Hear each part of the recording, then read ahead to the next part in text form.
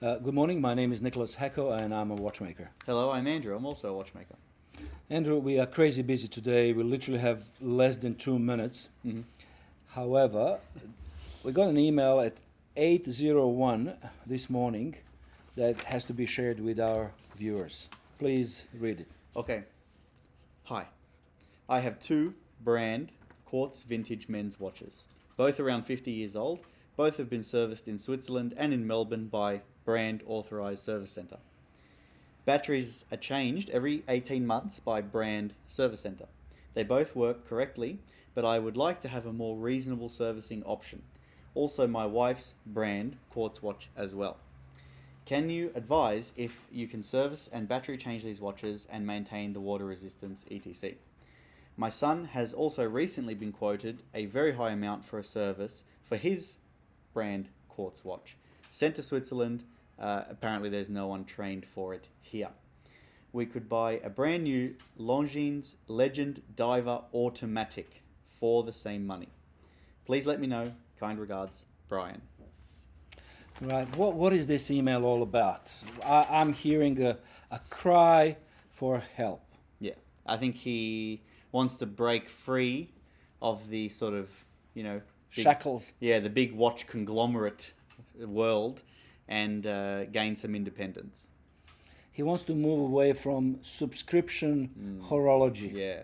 So if you remove independent watchmaking and service and repair, then you're really left with the brands. They dictate all the prices. I mean, they already do, but now they have really ultimate freedom to do so. And you are left with a subscription that you kind of entered without consent. If you're repairing your watch every 5 years, say, you're very diligent. It's a, expensive watch, big brand, Rolex, Omega, IWC, etc., etc. Let's say your service is $2,000. Even 1,500. Even $1,500. You're going to be paying, $100 a year to own that watch, $200 a year to own that watch, maybe $400 a year to own that watch. I don't remember signing on to that contract. So he's looking to break free of the subscription model. And yeah. And funny enough, the service required is battery replacement, water pressure testing, fairly basic stuff we teach on day one. Mm-hmm. There is really no need to be overcharged or paid way too much, and there is a great need to have a second opinion option. Yep. And that's what independent service repairers, watchmakers, call us what you want, are here for. Yeah, that's what we provide. Yeah. And why are we on the internet then? Well, it's funny. It's kind of, this is our industry. Yes, the customer base is also a part of this industry, but when it comes to watchmaking, this is our career. It's our livelihoods. Yeah. So why wouldn't our opinion be useful to the general customer? This is a very nice way of saying we are begging you to continue to support independent watchmaking, whether it's in Australia, whether it's in Germany, in UK, in South Africa, anywhere in the world. There is that small guy, tiny little shop, shop that with a worn out carpet or not repainted in decade. But the knowledge, crystallized knowledge, this is the guy that will get you out of trouble with his independent abilities to fix your watch. Yep. Right, so that's why we're on YouTube, to spread awareness of the importance of independent watchmaking. Yep, for sure. Or repairing at least. Fine. There is another reason why we're here. Every now and then we pull out something of junk box and we talk about it. Yep. And we have one rule. It has to be here for us to review it. It has to be our watch. It has to be present with us. We don't do reviews about something Rolex has released 2 minutes ago. Yeah. Yeah, it's not enough. Right, and because we unfortunately have absolutely no time today to review anything, here is just a quick list of watches coming your way in next few days. And please let us know in a comment which one of those few watches that we're mentioning now would you like to see reviewed first. That will help us, being more focused to what you want. Yeah. All right, so first on the list, we must talk again about Astron chronograph. The most accurate analog watch in the world. We're going to do our 15-point review very soon. Yep. What else? I was going to say maybe in a little bit of a quartz history. We have a Grand Seiko tentograph. What is a tentograph? Tentograph. 10th of a second chronograph, so it's 5 hertz. T is 3-day power reserve. Is automatic. And graph, chronograph. Tentograph. As much as we love Grand Seiko, this has to be the most ridiculous acronym, horological acronym of all times. But it's kind of cool name. Let us know if it should be 103 A graph, not tentograph. Leave your comment. Another one that we will be reviewing very soon is Grand Seiko GMT Quartz. This is your kind of entry-level Grand Seiko, but it is a fantastic watch. I love it, and we will again talk about it in detail. You should do a Grand Seiko supercars. Maybe we should suggest that in a second. We also have an 18-karat rose gold, solid rose gold moon watch. It's on leather strap with the current 3861 caliber. Very, very nice. This one retails for $56,875. Why are we reviewing that one? I honestly have no idea because we have it. Yes, that's obvious reason. The other reason is we need to talk a little bit of really high price and market, not high-end horology necessarily, but the luxury market. Luxury. Yeah, what can you get for $50,000, $100,000, $200,000 in Omega range? It's probably not a question that concerns everyone. Yeah, for sure. But it does concern certain people. Yeah. Okay, what else? There's stuff in junk box that we're going through. The magical junk box. There is also quite a few requests for review of your Chernobyl watch. Yes. So the Chernobyl watch, I'm not wearing it at the moment. I'm currently working. I don't wear while I work, but the Albatross, radio silence. Vostok Albatross amphibian. We want to take it apart. Russian watches are always very interesting to do overhauls on, and Well, this is purely as per viewers' request. Yeah. Right. So that's coming. We also have 2 brand new, fresh release Seiko watches. Literally arriving either early next week or first week in May. We've seen those watches, fantastic. Yep. And again, this will be a 15-point test, very important. It's the latest and the greatest. Nice.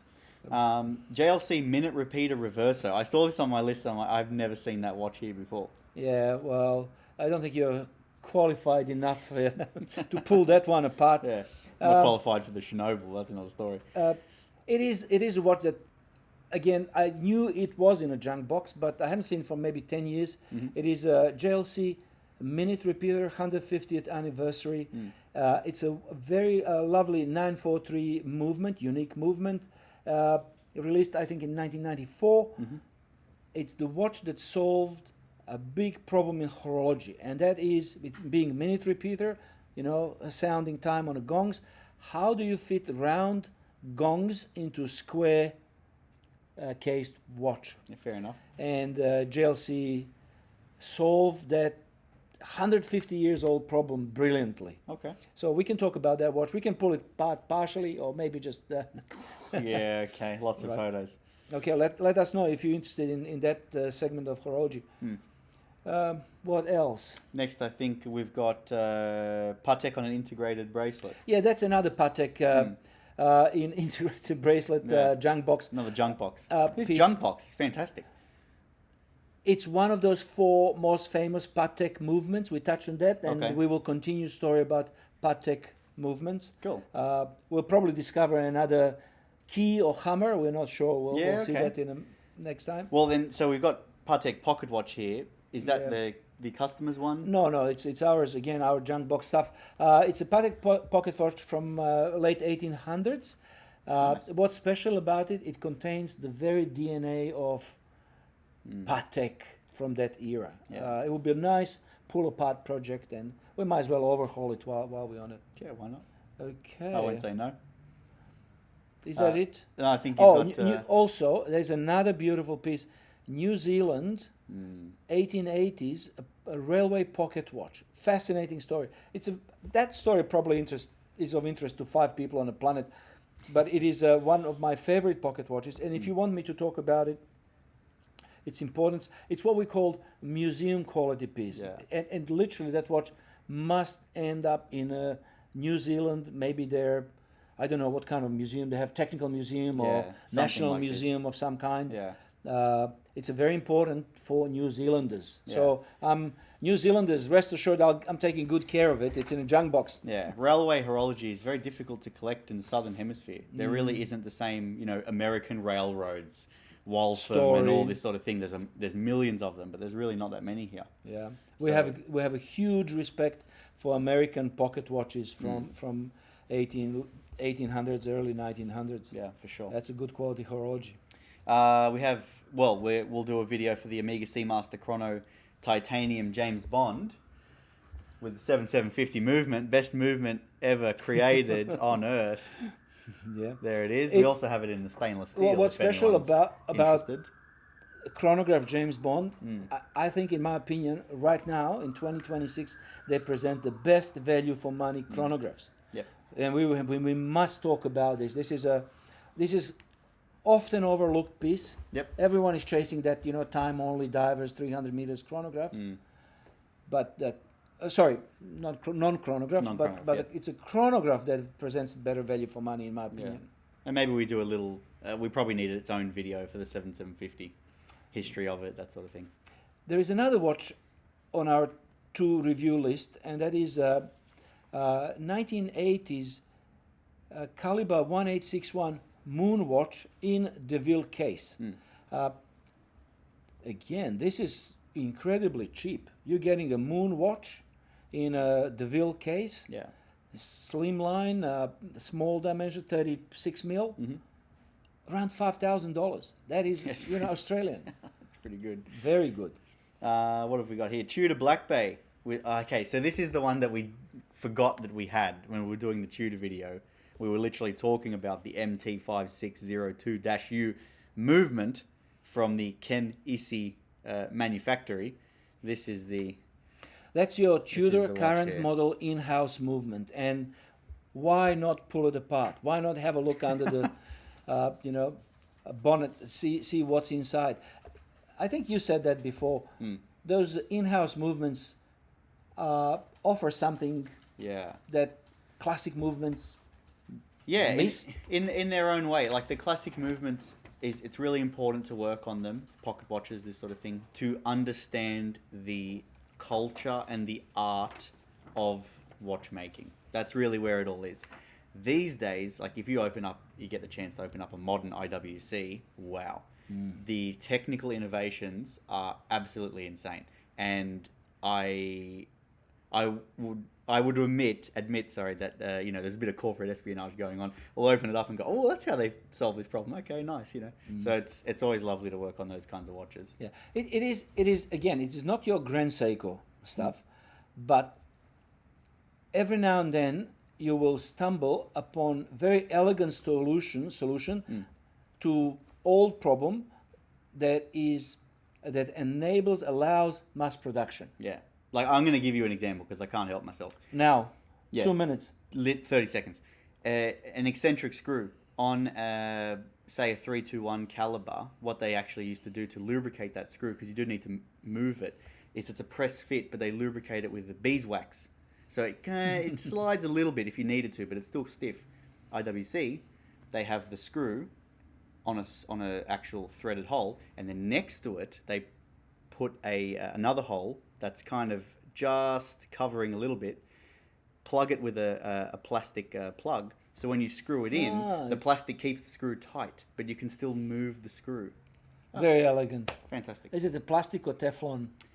Who knows? I didn't want to be stabbing it with something. It's that's a Josh question. Yeah, it's a Once Josh we question. We'll ask him. kidnap Josh, he will answer those questions. Well, that's about it. Oh, except that you are already working on something right now on your Yes. bench. Is what?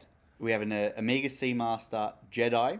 It's a 1040 caliber, and it's 1974. It's in a weird position between, say, the 861 and the 1861, where to go from the 861 to this, already an integrated manual wind chronograph. They had to add an automatic section, add a calendar as well, move things around, parts of different shapes. They had to come up with weird solutions. They've got planetary gears in it.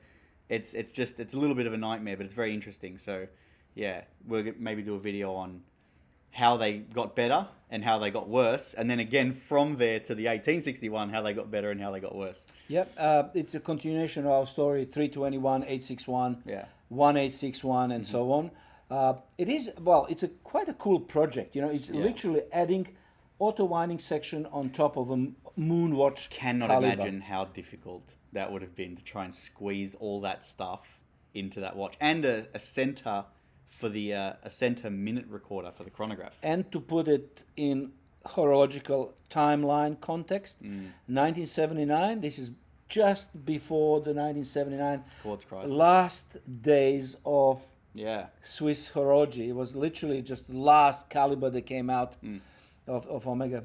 Fantastic. Well, so you see, we can talk about a lot of stuff. If you want us to talk to, please let us know. Put a comment in a video what you would really like to hear more about. But message today is support your local independent watchmaker, right? We're not YouTubers. We are not in entertainment business. We're in a business of what exactly? Multi-generational transfer of skills and knowledge. And that can only happen with your support. Thanks for watching. See you soon.